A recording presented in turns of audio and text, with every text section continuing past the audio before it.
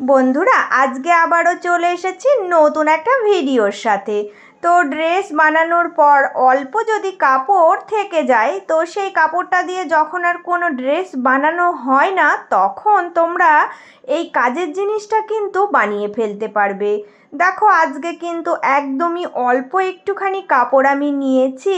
সমস্ত ড্রেস বানানোর পর এইরকম ছোটোখাটো কাপড়ের টুকরো থেকেই যায়। তো এই কাপড়ের টুকরোটা দিয়েও তোমরা ইনকাম করতে পারবে যদি তোমরা এই জিনিসটা বানানো শিখে নাও। এখানে দেখো, একদমই অল্প একটুখানি কাপড় পড়ে আছে। তো এটার মাপটা দেখো, এই যে এই দিকটা 10.5 ইঞ্চি মতো আছে, আর এই দিকের চওড়াটা 7 ইঞ্চি মতো। তো এইটুকুই কিন্তু আমার কাছে পড়েছিল। তো ভাবলাম এই কাপড়টুকুও ফেলবো না, এটা দিয়েই আজকে একটা নতুন কিছু বানাবো, যেটা থেকে আমি কিন্তু ইনকাম করতে পারবো। তো চলো দেখো কি বানাচ্ছি। এবার দেখো, এই কাপড়ের টুকরোটাকে ভাঁজ দেবে। তো এইরকম করে ভাঁজ দিয়ে তারপর আরও একটা, তো এইরকম 4 ভাঁজ দিয়ে নেবে। নিয়ে এবার দেখো কি করব না, এই যে এর কোণাটাকে একটু রাউন্ড শেপ দেব। হালকা করে একটু রাউন্ড শেপ দিলেই হয়ে যাবে। তো এইভাবে আমি এই যে এই কোণার অংশগুলো কেটে বাদ দিয়ে দেব। তো এটা কিন্তু একটা হালকা রাউন্ড শেপ হয়ে যাবে। তো তোমরা দেখো, একটু ডিমের মতো আকৃতি, ওই রকম মানে ডিম্বাকৃতি হয়েছে। তো এই রকম হলেও চলবে, এটা একটা সুন্দর ডিজাইন হয়ে যাবে। তো চলো এবার দেখো। এবার এখানে আরও একটা কাপড়ের টুকরো লাগবে। তো এমনি একটা নর্মাল যে কোনো কাপড়ের টুকরো নেবে, নিয়ে এটা বসিয়ে এর মাপেই সেম টু সেম কেটে নেবে। তো এখানে আমি একটা পাতলা কাপড়ের টুকরো নিয়েছি, এটা বসিয়েই কিন্তু আমি কেটে, এটা দেখো দুটো একই রকম মাপ করে রেডি করে নিলাম। এবার এখানে আমার আরও কিছু কাপড় লাগবে, লম্বা লম্বা সরু করে কেটে নিয়েছি দেখো এই কাপড়গুলো। কারণ এই কাপড়গুলো দিয়ে আমি কিন্তু কুচি তৈরি করব। তো এই কুচিগুলো আমার লাগবে, তাই আমি লম্বা করে এই কালারটা নিয়েছি যাতে একটু সুন্দর লাগে। যেহেতু আমার ফেব্রিকটাতে এই রকম কালারের দেখো মিডিলে আছে, তাই আমি ওটার সঙ্গে ম্যাচিং করে এই কাপড়ের টুকরোটা কেটে নিয়েছি। এবার এর একটা সাইড দেখো আমি মুড়ে কিন্তু সেলাই দিয়ে দেব, যাতে এই ফুপিগুলো বেরিয়ে না যায়। সেই জন্যই আমি কিন্তু এই একটা সাইড পুরোটাই মুড়ে সেলাই দিয়ে নেব। কারণ কুচি দিতে গেলে ধারের কোলের একটা সাইড মুড়ে সেলাইটা দিতেই হয়।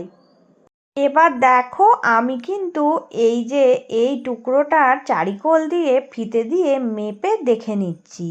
তো কত ইঞ্চি এটা আমার হচ্ছে, সেই চারি রাউন্ডটা মেপে দেখে নেব।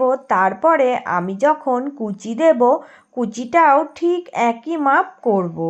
সেই কারণে আমি কিন্তু আগে এটা মেপে দেখে নিচ্ছি।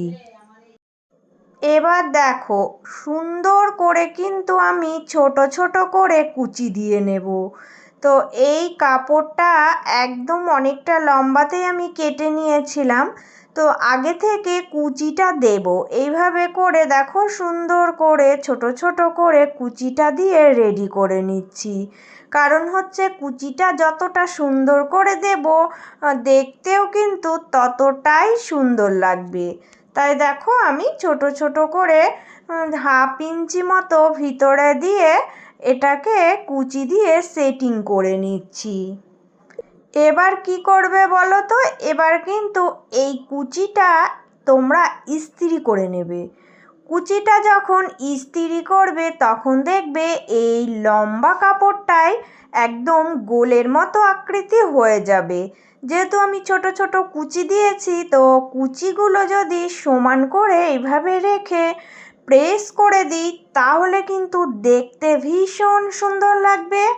আর এইভাবে করে দেখো সুন্দরভাবে এটা গোলাকৃতি হয়ে যাবে। তাই যতটা সুন্দর পারবে তোমরা কুচিগুলো সমান করে রাখবে, রেখে এর ওপর দিয়ে প্রেস করে দেবে, তাহলে জিনিসটা আরও বেশি সুন্দর লাগবে। এবার দেখো এই কুচি কাপড়টা জুড়তে হবে। তো এর ওপর দিয়ে জুড়বো, ভিতরের দিকে দেখো রাখছি, রেখে এর চারিকোল দিয়ে সুন্দর করে আমি একটা সেলাই দিয়ে এটা সেটিং করব। কারণ এই রাউন্ডে কুচিটা দিলে বেশি সুন্দর লাগবে। আর এর সুতো ফুপি যাতে দেখা না যায় সেই জন্য আমি ভিতরের দিকে রেখে কুচিটা দিলাম।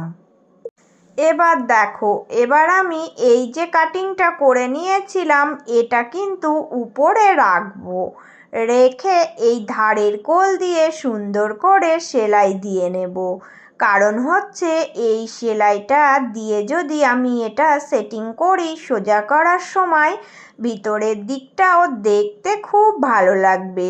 আর এর সাইডে যে সুতো ফুপিগুলো বেরিয়ে আছে ওগুলো সব ভিতরের দিকে চলে যাবে। তাই উপরের দিকটা আর ভিতরের দিকটা সুন্দর রাখার জন্য আমি এই কাপড়টাকে এইভাবে করে সেলাই করে নিচ্ছি।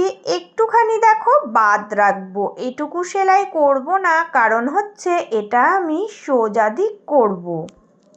এবার দেখো এটা যেহেতু রাউন্ড শেপ দিয়ে এটা আমি বানাচ্ছি তাই আমি ছোট ছোট করে এখানে দেখো চারিকোল দিয়ে একটা একটা করে কাটিং করে দিচ্ছি।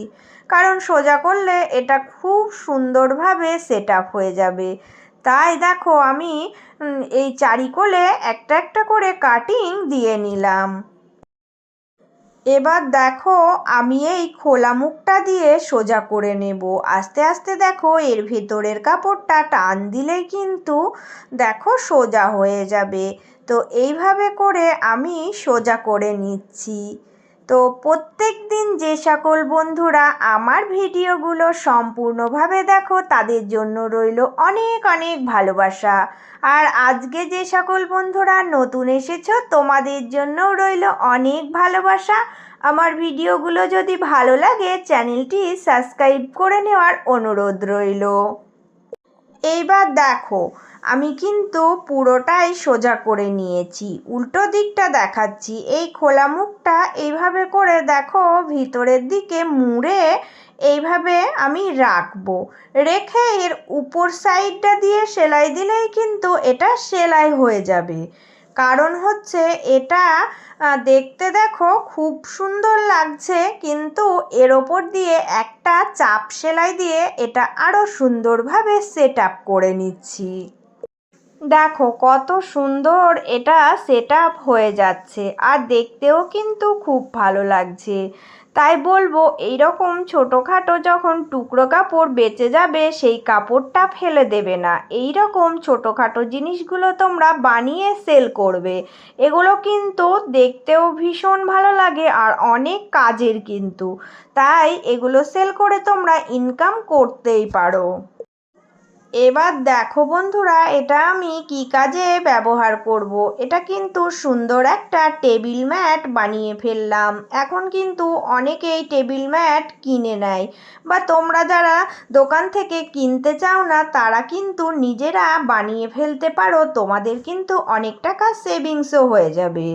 তো দেখো আমি এখানে এটা পেতে সুন্দর করে যদি এইভাবে কিছু শোপিস রাখি তাহলে কিন্তু দেখতে অনেক সুন্দর লাগবে। তাই বলবো তোমরা কিন্তু এইরকম করে বানিয়ে ফেলতেই পারো। তো আমার আজকের এই ডিজাইনটা তোমাদের কেমন লাগলো বন্ধুরা অবশ্যই কমেন্ট করে জানাবে। তো আজকের মতো এটুকুই, চলে আসবো আবারও অন্য কোনো একটা ভিডিওর সাথে। সবাই ভালো থেকো, সুস্থ থেকো।